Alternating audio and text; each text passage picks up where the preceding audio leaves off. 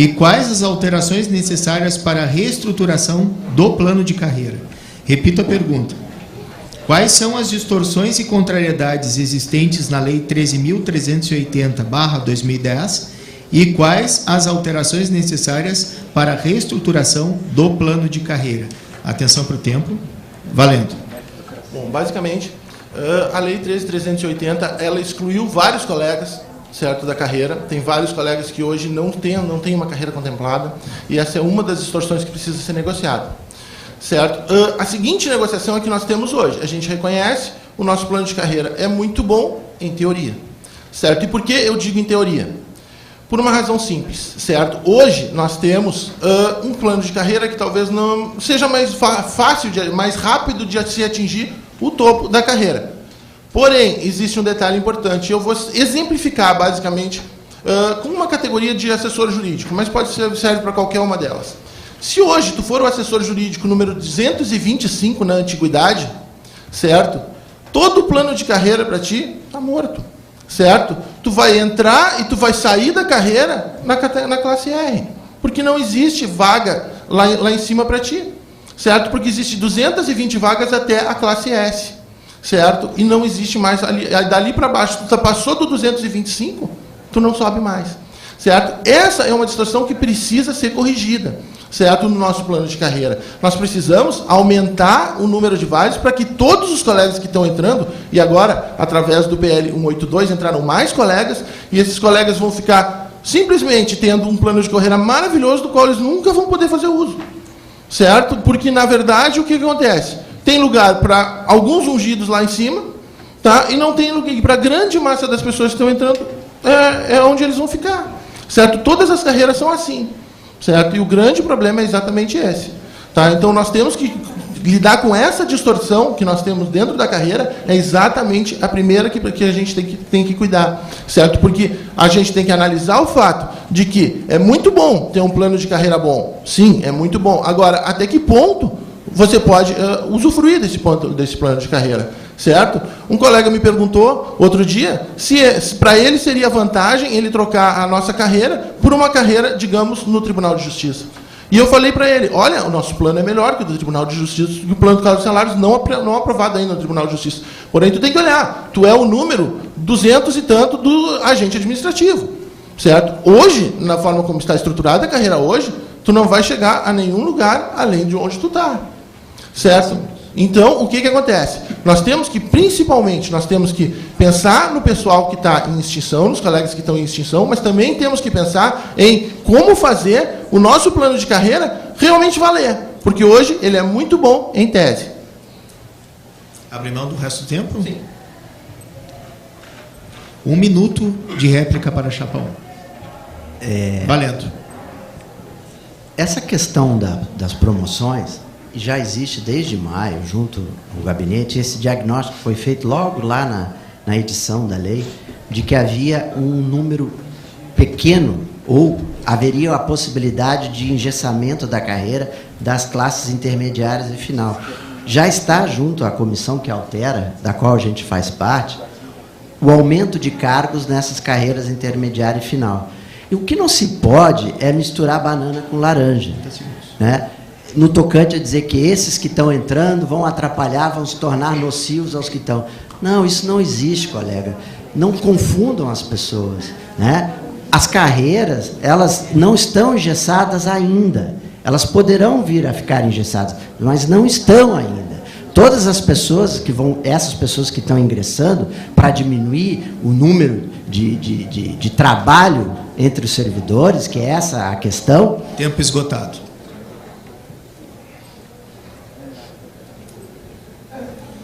Pessoal, agora, antes do encerramento, com a última pergunta, tá? Pergunta número 10, eu pediria que o pessoal da mesa de perguntas já viesse me trazendo as perguntas, tá? Para que eu possa organizar o segundo debate, tá? Muito obrigado. Vamos, então, pergunta feita da chapa 2 para a chapa 1, tá? Pergunta número 5, pergunta final do debate recíproco. Em manifestação postada no dia 7 de agosto deste ano, em sua página do Facebook, a chapa 1 afirma desconhecer o que significa enquadramento, entre aspas, bem como afirma ser este inconstitucional. Qual a base jurídica dessa suposta inconstitucionalidade? Querem que eu repita? Tá. Atenção, tempo, valendo. Quando foi encaminhado o projeto que levou de 2005 até 2010, existia essa possibilidade de, digamos, enquadramento entre aspas. Aquelas pessoas, como não existia carreira, o assessor era cargo isolado, então se poderia se estabelecer o que o MP está querendo fazer agora, colocando o assessor R, o salário inicial de assessor R, lá na metade da carreira, e reduzir o salário para as classes iniciais. Isso era possível quando não se existia a lei. A lei estava sendo confeccionada, estava sendo elaborada, estava sendo pensada. O que a gente coloca agora como impossibilidade é querer agora, quem está na S, querer enquadrar lá na T, ou na S, ou na U, seja em que classe for. Por quê? Porque existe uma regra, a regra de promoção, ou por merecimento, ou por antiguidade. Essa é a regra que está valendo. E não enquadrar as pessoas agora numa tentativa de desvirtuar a própria lei. O que se está tentando fazer é reenquadrar, e aí entra essa figura, na questão dos extintos, dos cargos em extinção. Por quê? Porque eles não têm a carreira junto a 13.380. Isso é possível, é evidente que é. Do contrário, não há como você... E isso até, inicialmente, o GAI, que é quem examina, a Casa Civil e a própria PGE, vetou na oportunidade esses enquadramentos, esses pulos. Os pulos que a gente queria colocar as pessoas já na última classe, que era o que se tentava fazer. Mas isso não é possível, isso é inconstitucional, não pode. As promoções têm que ser feitas ou por merecimento ou por antiguidade. E reenquadrar, exatamente, o que está se tentando fazer é reenquadrar aqueles que estão com cargo em extinção. Qualquer outra coisa de desvirtuamento da lei atual não vai passar. Não adianta tentar vender uma coisa que não é possível. Nem o impossível é possível. Essa ideia de que, que é possível, que não é possível, não dá. Até tinha aqui, até vou ler o que era antes da existência da lei.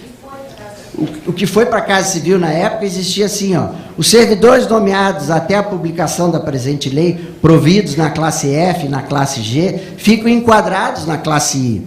Padrão 2. Providos na classe H, ficam enquadrados na J. Padrão 2. E providos na classe I, ficam enquadrados na classe K, padrão 2, desde que nomeados até 1º de 2001. Isso quando não existia lei, quando não existia ainda nenhum tipo de regramento para a nossa categoria. O que temos hoje é uma lei, a 13.380, que para ser alterada precisa seguir um outro rito. Passar pelas comissões, pela Comissão de Constituição e Justiça. Tempo esgotado. Bom, Só um minuto, deixa eu só pegar o tempo. Deu, pode manifestar, por favor. Bom, o que ficou provado é que não é inconstitucional, até pelo que ele falou ali, né? Acho que agora está claro, se antes o sindicato havia dito que era inconstitucional, houve uma má interpretação, então, do que eles estavam dizendo. O fato é que, com alteração legislativa, pode haver um enquadramento, sim. O PL 182, na nossa visão, seria um momento oportuno para já ter reenquadrado os extintos e ter feito de forma diferente da forma que foi feito. E o que a gente, da pesquisa jurídica que eu fiz, é que num parecer que eu obtive lá na PDAP, é que não era a visão política, né, do gabinete da época ter feito isso já quando do plano de carreira. Alguns planos de carreiras anteriores, né, o projeto plano de carreira previa já o reenquadramento, só que a gente não entende porque até que momento, até hoje, o sindicato não tentou nada parecido, né? Poderia ter tentado. Se apoiou o PL 182, por que não tentou? Tempo esgotado. Pessoal, nós vamos passar agora para a fase 2, tá? Que é a fase de questionamentos da plateia, tá? Eu vou pedir a paciência de vocês, porque, em primeiro lugar, recebi, graças ao trabalho do pessoal, que a gente vai agradecer, os 2 voluntários lá, tá, pessoal? É um trabalho chato pra caramba ficar colhendo pergunta lá. Eles foram super solícitos, a gente agradece o trabalho deles, tá? Nós recebemos 3 tipos de pergunta, tá? Eu vou dar essa ênfase aqui que eu vou expor para vocês. Cada chapa vai ter 1 minuto e meio para a resposta das perguntas, e as perguntas serão alternadas, tá? Nós temos perguntas feitas para ambas as chapas, perguntas feitas somente para a chapa 1, perguntas feitas somente para a chapa 2, tá? O que eu farei, tá, pessoal? Eu vou fazer primeiro as perguntas recíprocas, alternadamente, certo? Depois passaremos para as perguntas individuais alternadamente. As perguntas que nós temos aqui, elas dão o suficiente para o número o número que a gente colocou no debate, que são 10 para cada.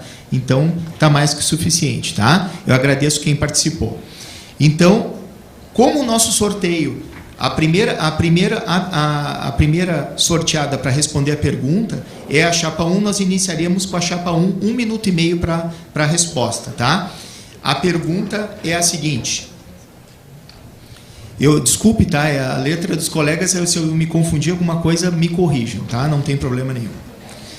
Como fica a questão de progressão, não promoção, né? Progressão, a pessoa esclareceu, que foi concedida a alguns servidores em estágio probatório e após não foi concedida para os novos servidores. As chapas concordam que há quebra de isonomia? Há previsão de ação, inclusive judicial, para a solução da questão? É pergunta do colega, tá? Eu vou passar 1 minuto e meio para a resposta, chapa 1. Valendo. Bom, no tocante às progressões, a nossa Lei 13.380, ela equivocadamente, infelizmente, ela colocou uma seção com promoções e estabeleceu como promoções lato sensu, as progressões estrito sensu, por merecimento, antiguidade e progressões. Por isso é que a interpretação da PGE, no tocante a quem está em estágio probatório, diz o seguinte: como são espécies, são 2 espécies do gênero promoções, então, e a lei diz que quem está em estágio probatório não pode ser promovido, é o que ocorre essa interpretação. No tocante à primeira progressão, a própria lei, no artigo 19, no parágrafo 3º, ela excepcionou aquela primeira promoção a que todos pudessem, inclusive aqueles que estavam em estágio probatório. Não houve nenhuma quebra de isonomia. Foi a lei quem estabeleceu essa isonomia, essa excepcionalidade. A nossa interpretação à época era de que não só era a primeira promoção da lei, mas sim a primeira promoção do servidor. Essa interpretação não vingou junto à PGE. Por isso é que as progressões posteriores, e na verdade foi apenas uma progressão, porque a segunda progressão no ano seguinte foi um complemento da primeira, tempo que estabeleceu esgotado. aquelas regras.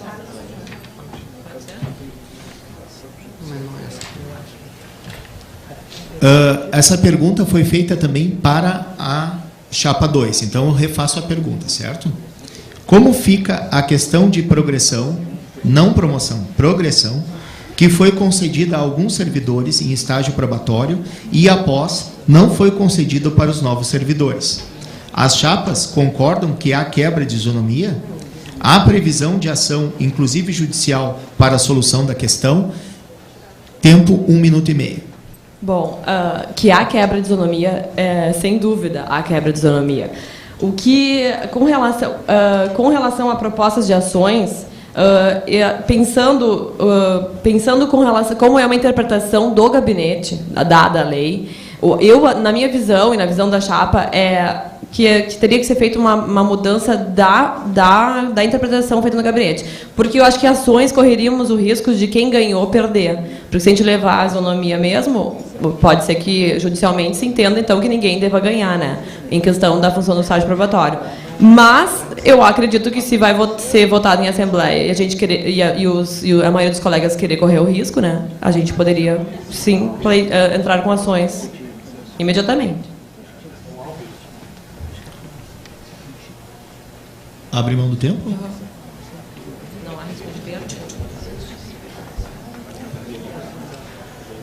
Pessoal, a pergunta agora feita para a chapa 1, 1 minuto e meio. Já foi elaborado algum levantamento das diferenças dos reajustes concedidos para procuradores e para os servidores nos últimos anos? Questionamento, tempo. Olha, procuradores e servidores, até se tem uma relação entre procuradores e servidores, existia uma valoração. Mas, no momento, o que é mais importante a gente avaliar é em relação aos nossos colegas do Ministério Público. E essa diferença já foi encaminhada para o gabinete, e hoje ela está em torno de 76%, 78% de diferença em relação ao Ministério Público. Nós estabelecemos uma planilha e encaminhamos à direção da Casa uma progressão de política salarial até o final desse governo, para que a gente possa alcançar o que o próprio Procurador-Geral tem colocado em todas as suas manifestações, de que a gente tem que receber igual ao MP. Bom, diante disso, então, a gente fez uma projeção do que é a diferença atual e com os futuros aumentos que tem sido na faixa de 6%, foi concedido para o MP 6%, um pouquinho mais para o TJ de 7%, né? E só para lembrar, o TJ tem um plano de carreira já aprovado e em vigor, que é infinitamente pior do que o nosso. Só que eles ainda têm um básico um pouco melhor e a gente tem que alcançar isso. Então, a política salarial que nos interessa é em relação ao MP. A pergunta foi feita também para a chapa 2, então repasso a pergunta à chapa 2. Já foi elaborado algum levantamento das diferenças dos reajustes concedidos para procuradores e para os servidores nos últimos anos? Pergunta, 1 minuto e meio de resposta. Tempo. Pois é, a gente realmente fez esse estudo, pesquisamos, e a pesquisa que a gente achou foi que, a título de aumento real para nós, a gente só teve aquele aumento que foi concedido pelo Rigoto em 2006 e 2007, que foi de 6%, e depois disso mais nada, só a incorporação da produtividade, que nós não consideramos aumento real, porque não beneficiou toda a categoria. E essa visão a gente tem que ter, de tentar fazer reajustes que beneficiem toda a categoria e não apenas parte dela. Quanto aos procuradores, a gente sabe que teve aqui o subsídio, que realmente teve um aumento bem substantivo no que eles recebem, e também depois disso teve um realinhamento com os procuradores, que, se eu não me engano, foi de 8,85%, com o MP, que foi de 8,85%. Já que, falando no MP, talvez até os colegas não saibam ali, mas com o novo projeto de lei que prevê a nova carreira do MP, já não é mais vantagem para a PGE tentar se equiparar ao MP, porque os novos servidores que vão entrar recebendo menos do que nós. Foram extintos os cargos de assessor, vai ser, né? Ser aprovado, foi criado. Então, eu acho que a nossa visão, pelo menos, é de que agora a gente tem que buscar novos parâmetros. E um bom parâmetro seria, por exemplo, a Secretaria da Fazenda, que também é poder executivo, e eu acho que é neles que a gente tem que mirar a partir de agora. Esquecer essa questão do MP. A gente sabe que teve aquele concurso lá de 90, que teve... Tempo esgotado.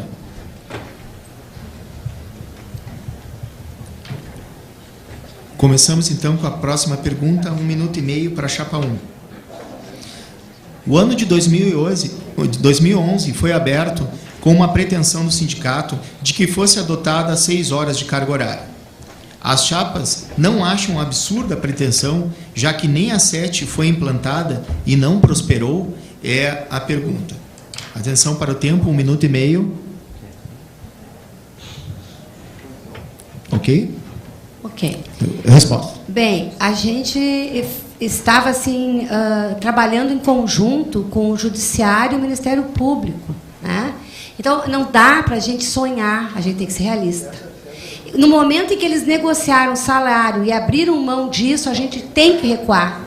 E nós estamos investindo, então, no que agora? Em salário, né? Para retornar, conforme eu tenho muito conversado com eles, porque a gente tem essa relação, né? Tanto que a lei do MP não foi aprovada, gente, e tem a impressão que não será, que nós estamos ajudando muito. Então, a gente sempre trabalha em conjunto. E tem momento que tu tem que querer a Fazenda, tem momento que nós estamos querendo o Ministério Público. O problema é que, nesse momento, nós temos que querer o Ministério Público porque o nosso Procurador-Geral está dizendo que nós temos que ter torres gêmeas, que nós temos que ganhar igual o Ministério Público. Então, nós temos que ir no discurso dele. Né? Nós não podemos andar na contramão da história. Né? E sem ilusão, sem ilusão. Quem está dentro do sindicato sabe que isso não fecha, não combina. Nós precisamos, sim, utilizar aquilo que eles estão nos oferecendo e na fala deles, nós buscar resgatar alguma coisa possível para nós. Então, nesse momento em que nós estamos apresentando um monte de propostas de alteração de lei, de plano de carreira, de aumento salarial, enfim, não é momento... Até porque nós precisávamos... Tempo esgotado. Até precisávamos que a PEP nos desse um retorno, não nos deu. Será concedido mais 5 segundos para a chapa 2. É a mesma pergunta, tá? Desejam que eu leia a pergunta novamente, por favor? Tá, ok. No ano de 2011, foi aberto com uma pretensão do Sindis-PGE para que fosse adotada 6 horas de carga horária. As chapas não acham absurda a pretensão, já que nem as 7 horas foram implantadas e não prosperaram. Eu vou abrir tempo. Bom, com relação à pretensão, ser absurda ou não, na oportunidade eu me recordo que foram feitos uns bottoms que a gente usava, né? E a gente sempre questionou também por que não pedia 7 horas, porque efetivamente a gente achava viável 7 horas e não as 6 horas. Aí o próprio sindicato sempre dizia, não, a gente tem que pedir menos para ganhar, né? Vamos pedir 6 para ganhar 7. E essa política eu não concordo, eu acho que a gente tem que pedir aquilo que a gente acredita e aquilo que a gente... Que é viável mesmo dentro de um contexto. E atualmente, eu ando nos corredores do fórum uma vez por semana que eu faço serviço externo e eu vejo que o TJ está de novo nos murais com a luta pela redução da jornada de trabalho para 7 horas de novo. Então, TJ e foro estão, eu acho que às 7 horas é viável, às 6 horas, embora eu saiba que a Secretaria de Saúde tem esse horário, eu acho um pouco difícil a gente tentar. É isso. Abre mão do resto do horário, por favor. Só um minutinho, já atendo. Sim. Abre mão. O que ele perguntou? Pois não, desculpa. Questão de ordem, digamos assim. Essa questão não foi o Sindis-PGE que pediu as 6 horas. Foi uma deliberação da categoria. E a Assembleia Geral. A manifestação foi posta, então. Alguém quer contrapor a manifestação do colega? Sim. Sim. Na realidade, o que ocorreu é que a gente não foi uma deliberação nossa da categoria, no sentido de que a gente foi coagido a demandar dessa forma. A gente, quem presenciava as assembleias, tinha sentimento de que a opinião que prevalecia era sempre a opinião da mesa. Se não fosse tá bom, então. Tá, foi contraponto, então as duas opiniões foram expostas, tá, pessoal? Pessoal, eu vou fazer a última pergunta, que é para as duas chapas, tá? E aí eu vou passar para as perguntas específicas para as chapas, tá? Pergunta, então. Fala-se mais sobre a parceria com a administração da PGE para uma festa de comemoração e o sindicato profissional costuma patrocinar ou apoiar financeiramente atividades patronais. Os Sindis-PGE fazem versões de aportes financeiros em comemorações festivas usualmente e de tamanho e de porte. Há autorização estatutária para tais investimentos? Então, vamos abrir para a chapa 1, 1 minuto e meio de resposta. Eu não entendi. Querem que eu repita, por favor? Não precisa.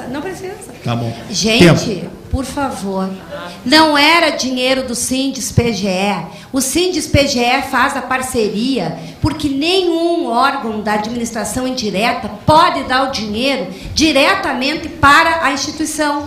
E naquele momento, então, a gente serviu de parceiro para que ocorresse a festa dos 45 anos. Nunca foi feito nada com o dinheiro do SINDES-PGE, até porque ele não teria. Nunca foi feito. Há um grande equívoco nisso aí. Então, assim, ó, isso não é só nosso. Toda a PERGS faz, está fazendo parcerias pelo interior. Isso é normal, gente. Não tem dinheiro do sindicato. É dinheiro que nós recebemos e passamos para a instituição. Não sei se ficou claro. Abre mão do resto do tempo? Sim. Eu vou reler a pergunta, a mesma pergunta foi feita para a chapa 2, tá? Eu vou repetir a pergunta. Fala-se mais sobre a parceria com a administração da PGE para uma festa de comemoração. E o sindicato profissional costuma patrocinar ou apoiar financeiramente atividades patronais. O SINDES-PGE faz inversões de aportes financeiros em comemorações festivas usualmente e de tamanho porte, né? Há autorização estatutária para isso? Aqui foi colocado um valor, tá, pessoal? Eu não tenho ciência desse valor, eu não vou expor nem a administração, nem os colegas com um valor que eu não sei se é verdadeiro, tá? Como não tem a origem do valor que está aqui, eu não vou fazer isso. Se querem que eu coloque o valor, aqui está 100 mil reais foram gastos, tá? Tá? Não, então tá. Então, eu estou colocando, tá?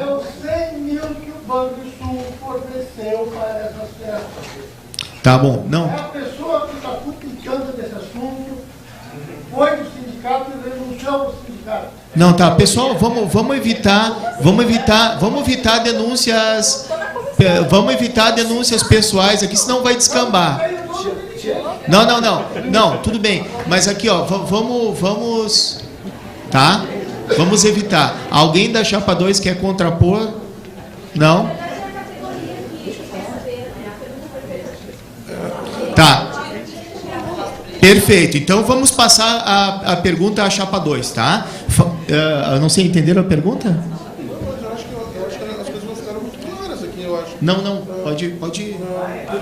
Fala, não, responde.